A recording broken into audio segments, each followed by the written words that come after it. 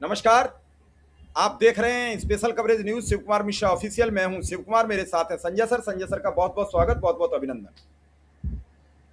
प्रधानमंत्री नरेंद्र मोदी की परेशानियां कम नहीं हो रही हैं। एक पहाड़ टूटता है तो दूसरा खिसकना शुरू हो जाता है, तीसरा फट जाता है।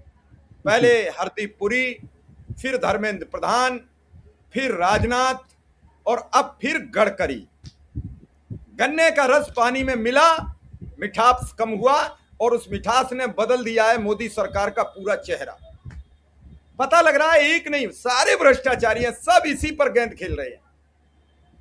अब मोदी सरकार में प्रेस कॉन्फ्रेंस तो होती नहीं है, तो कोई पत्रकार कान में कू करके पूछे, सर इस बार उस मंत्री का भ्रष्टाचार बहुत आ रहा है, तो प्रधानमंत्री जी सवाल करें। प्रधानमंत्री जी उचित दूरी, जैसे परिवहन निगम की बस में लिखा होता है सावधानी हटी दुर्घटना घटी, और नीचे एक लाइन लिखी होती है कृपया उचित दूरी बनाकर चलें, इस बस की गति सीमा 60 किलोमीटर प्रति घंटा है। अब सावधानी हटी तो दुर्घटना घटी, लेकिन बताए कौन?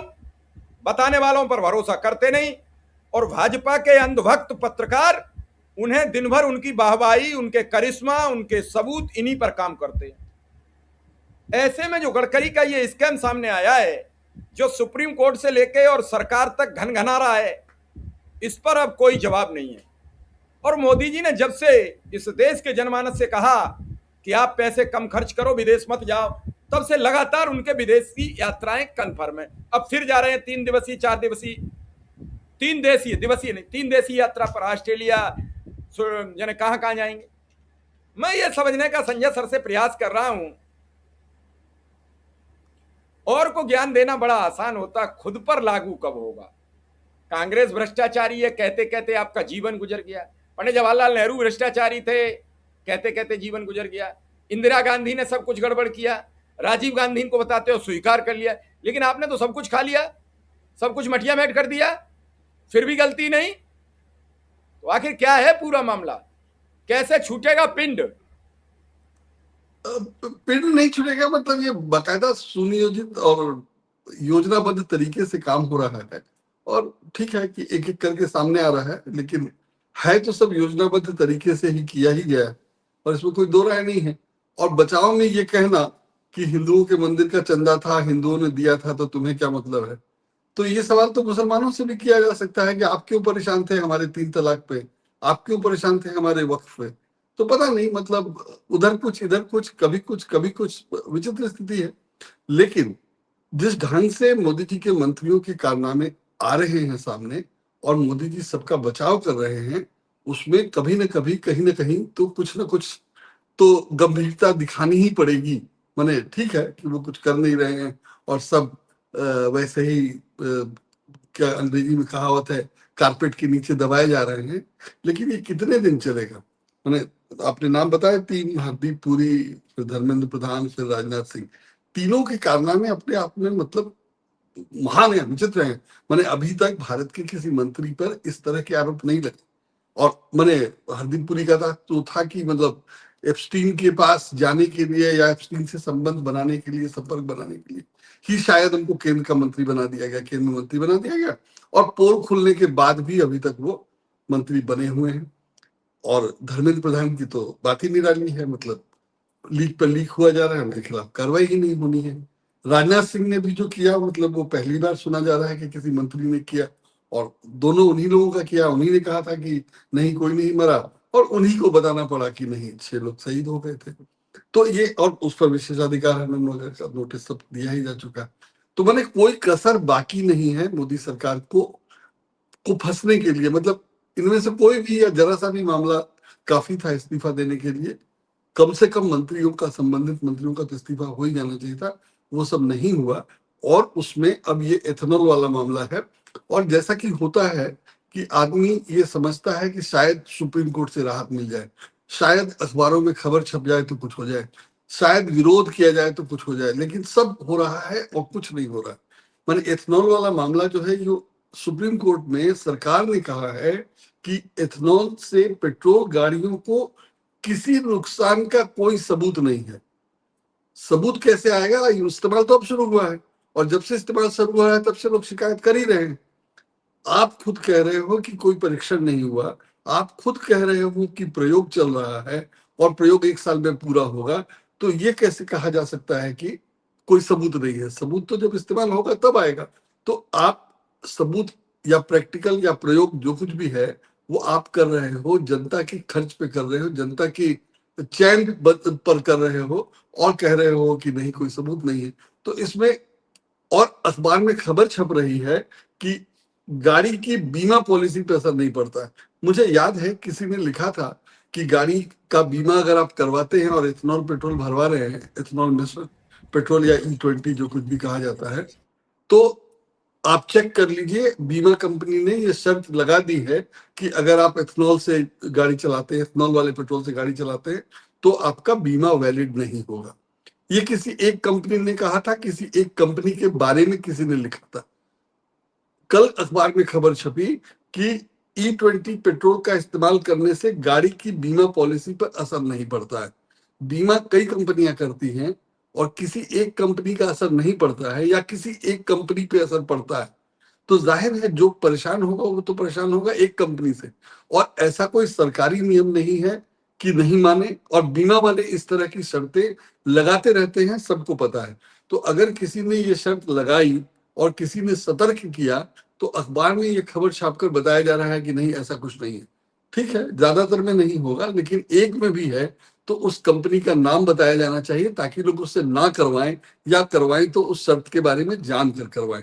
लेकिन ये सब भी नहीं किया जा रहा है, और हजारों लाखों लोग जो गाड़ियां खरीदते हैं मेहनत की कमाई से या अपनी जरूरत के लिए, उन सब लोगों को परेशान किया जा रहा है। और जाहिर है सबकी चिंता परेशानी सबको होगी ही। और इस सरकार ने ऐसे ऐसे तमाम काम किए हैं, मतलब नोटबंदी, GST से लेकर, जिसमें आम आदमी परेशान होता है। और सबके बाद पता चला कि सरकार ने कोई अनुसंधान नहीं किया था, कोई तैयारी नहीं की थी। चाहे वो नोटबंदी हो, चाहे CBSE का कॉपी चेक करने का मामला हो, चाहे कोई सॉफ्टवेयर इलेक्शन माने SIR में कोई सॉफ्टवेयर इस्तेमाल करना हो, या बंगाल में लॉजिकल डिस्क्रिपेंसी का सॉफ्टवेयर आ गया हो, कहीं कोई तैयारी नहीं, कहीं कोई परीक्षण नहीं, और आप अचानक कुछ भी लागू कर देते हो, और ये चल रहा है लगातार। लेकिन इथेनॉल, पेट्रोल और कार, इन तीनों का मामला जरा गंभीर है, ज्यादा पैसा इन्वॉल्व है, और ऐसे लोग प्रभावित हो रहे हैं जो बीजेपी के कोर वोटर माने जा सकते हैं। लेकिन बीजेपी को या नरेंद्र मोदी को या संघ परिवार को अपने वोटर की चिंता ही नहीं है, क्योंकि उन्होंने तो व्यवस्था कर ली है इससे, चुनाव आयोग से, सीट चोरी और चुनाव चोरी की। तो इस तरह से बहुत बुरा हाल है। और अब अगला नंबर कहिए या अगली चिंता जो है प्रधानमंत्री के लिए, ये मुझे लगता है कि ये हो सकते हैं नितिन गडकरी। और सब खबरें छप चुकी हैं कि नितिन गडकरी, मैंने पेट्रोल में मिलाया जाता है ये इथेनॉल, और उसको मिलाने का काम उनके बेटे का है, ये मंत्री हैं, सीधे सीधे कॉन्फ्लिक्ट ऑफ इंटरेस्ट सब कुछ है। और उसके बावजूद कुछ नहीं हो रहा है, सरकार कुछ नहीं कर रही है। तो जाहिर है सरकार आगे भी कुछ नहीं करेगी, नहीं करने वाली है। लेकिन प्रधानमंत्री जैसे एक एक मंत्री करके घिर रहे हैं, वैसे मुझे लगता है कि अगला नंबर इनका है, और ये अब मोदी जी के लिए परेशानी का कारण बनने वाले हैं, क्योंकि इनका भी मामला बहुत सारे लोगों को प्रभावित कर रहा है। और सुप्रीम कोर्ट से कोई राहत नहीं मिली है। सुप्रीम कोर्ट का मामला अपना है, सुप्रीम कोर्ट ने जो कहा, जो फैसला किया, मैं उसके बारे में कुछ नहीं टिप्पणी कर रहा हूं। लेकिन जनता को अगर राहत नहीं मिली है और E20 पेट्रोल दिया जाता रहेगा जबरन, और कहा यह जा रहा है कि अब जो गाड़ियां आ रही हैं उसमें E20 आप चला सकते हैं, तो ठीक है अब तो चला सकते हैं, लेकिन पहले वाली में कैसे, E20 में कैसे चलाएंगे? या अगर बिना E20 का मिल ही नहीं रहा है, कोई विकल्प ही नहीं है, तो जो जिनके पास पुरानी गाड़ी है वो क्या करेंगे? और उनकी गाड़ी तो परेशान खराब होगी ही। और तमाम उदाहरण है, तमाम लोग शिकायत कर रहे हैं वगैरह। सबके बावजूद सरकार ने कहा है कि अभी प्रयोग चल रहा है।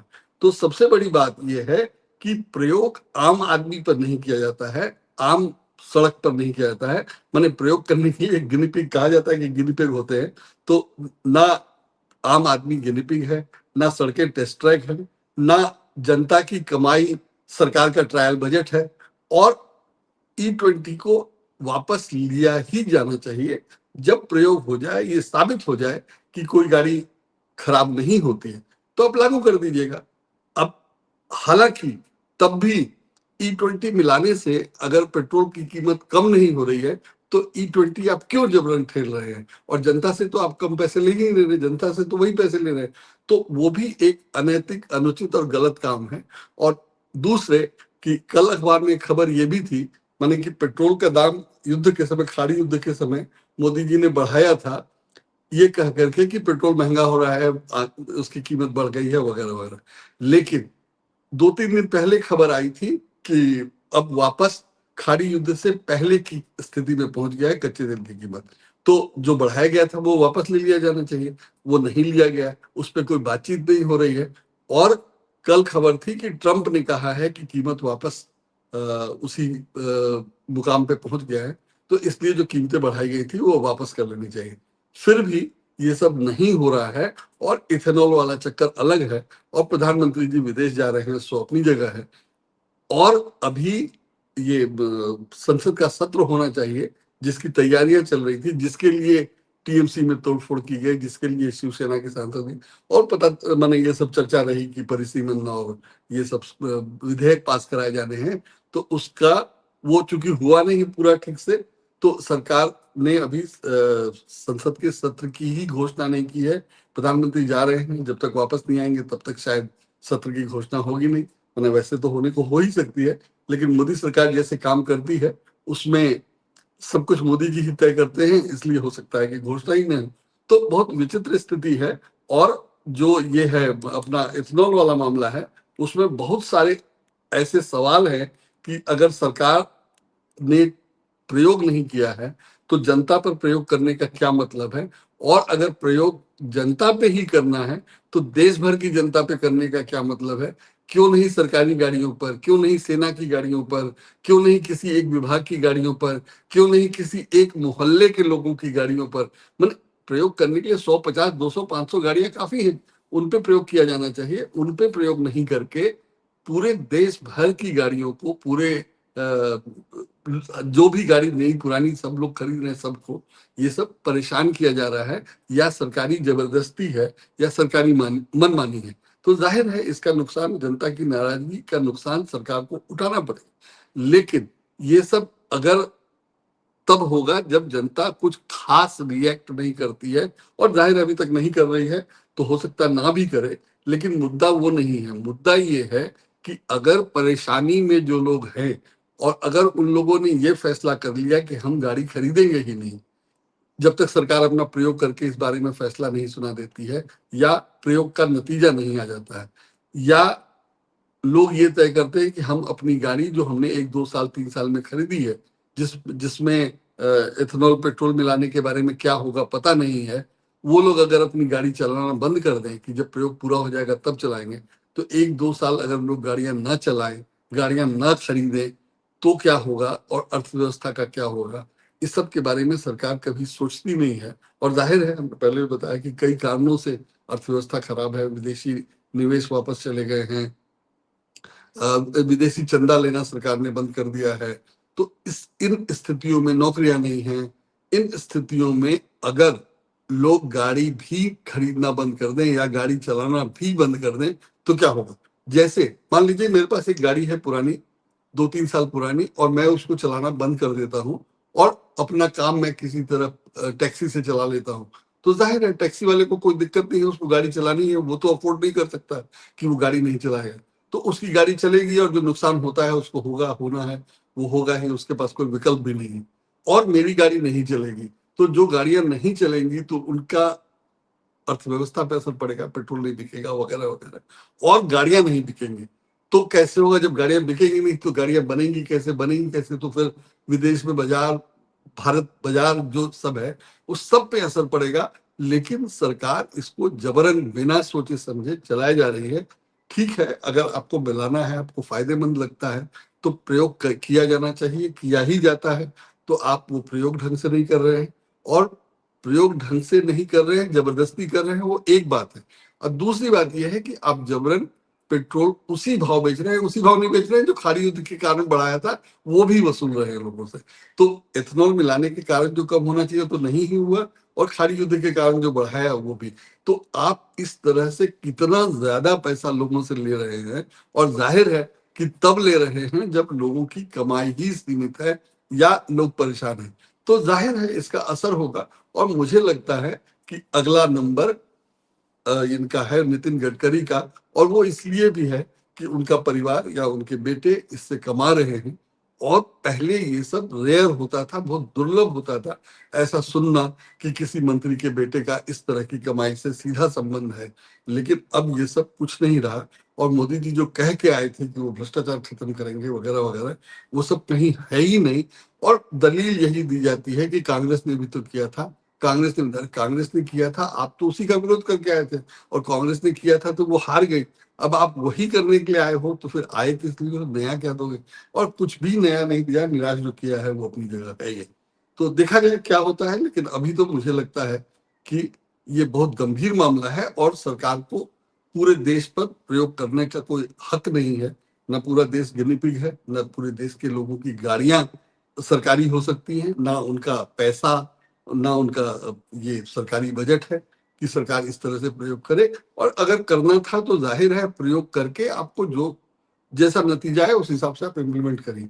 लेकिन, और ये पहली बार प्रयोग नहीं किया जाए तो एक बात है, लेकिन कई बार कई मामलों में सरकार ने प्रयोग नहीं किया है, और अपना निर्णय आधा अधूरा, बिना जाने, बिना सोचे, बिना ठीक से समझे थोपती रही है, जिसका जनता को भारी नुकसान हुआ है, अर्थव्यवस्था को नुकसान हुआ है। लेकिन अभी भी सरकार चेत नहीं रही है, और वैसे ही काम चल रहा है। मिशन का है, और आवाज इस पर विशेष बात भी होनी चाहिए। बिल्कुल। आखिर सीमेंट आप अपने हिसाब से लगाओगे, एथेनॉल अपने हिसाब से बनाओगे, जब चाहोगे उन गाड़ियों का प्रचार प्रमोशन करोगे, क्योंकि और सरकार आपके पीछे पड़ी हुई है काफी समय से। बिल्कुल। प्रधानमंत्री नरेंद्र मोदी को 3 लोगों से इस समय खतरा सबसे ज्यादा दिख रहा है: राजनाथ सिंह, नितिन गडकरी। योगी आदित्यनाथ तो बहुत दूर की अभी कौड़ी है, लेकिन लोग उन्हें जबरदस्ती लड़ाई में सम्मिलित करा देते हैं। इससे उनका बार बार नुकसान होता है, कभी उनके विकास का, कभी उनके प्रोग्राम का। योगी आदित्यनाथ अभी कभी कहीं लाइन में ही नहीं है, लेकिन उन पर गुस्सा फूटती रहती है। अब आज चंपत राय ने कह दिया कि मैं अयोध्या से कलंक लेकर नहीं जाऊंगा, तो करेंगे क्या चंपत राय, ये तो बता दिया जाए। भाई वो अपने लोगों से कह रहे हैं कि मैं अकेला कलंक लेकर क्यों जाऊं, तो भैया जिन्होंने कलंक कह के आपसे करवाया उन सब कलंकियों के नाम खोल दो। आप क्यों अकेले लेके जाओगे? कौन आप पर दबाव बना रहा है? बताइए। चलिए टाइम निश्चित कीजिए, हम आपसे इंटरव्यू करते हैं, बताइए, हमें बताइए, हम सबको दिखाएंगे, पूरे देश को दिखाएंगे। उनके पास लेकिन कुछ नहीं है, कुछ नहीं है उनके पास। मैंने अखबार में खबर छपी थी कि जो 8 लोग गिरफ्तार हुए हैं, जिनका नाम है एफआईआर में, उनमें से 6 बनारस की एक ही कंसल्टिंग एजेंसी से रखे गए थे। तो आप इतना महत्वपूर्ण काम एक कंसल्टिंग एजेंसी से ले रहे हैं, और उसको परमानेंट एम्प्लॉय भी नहीं, वो आपका आदमी नहीं, उसको आप जानते नहीं है, कहीं से लेकर के उसको पैसे संभालने के काम में लगा दिया। बैंक में अगर कैशियर का अपॉइंटमेंट होता है तो उसका पूरा वेरिफिकेशन होता है, और उस पर एक जिम्मेदार होती है, उसकी एक नौकरी होती है, तो उम्मीद की जाती है कि वो गड़बड़ नहीं करेगा। ऐसे ही किसी को इतना पैसा दे दिया और उसको लगाने के लिए, और कह रहे हैं कुछ गड़बड़ नहीं हुआ है, जबकि उन लोगों के घर में पैसे बरामद हुए। अजीब हालत है। चलिए सर, इसी पर बातचीत करते हैं, इस खबर को अब यहीं विराम देंगे। कल फिर किसी मुद्दे पर बात करेंगे। आपका बहुत बहुत आभार, बहुत बहुत धन्यवाद।